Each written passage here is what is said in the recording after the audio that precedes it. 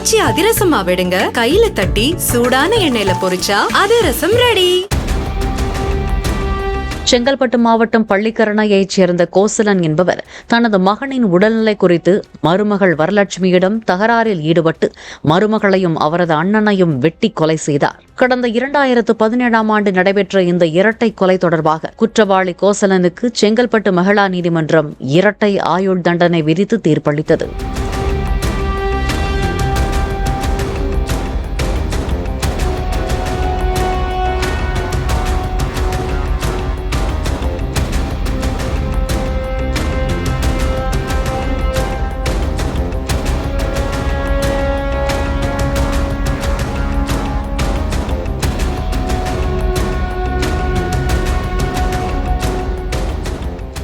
ஆச்சி அதிரசமா விடுங்க, கையில தட்டி சூடான எண்ணெயில பொரிச்சா அதிரசம் ரெடி.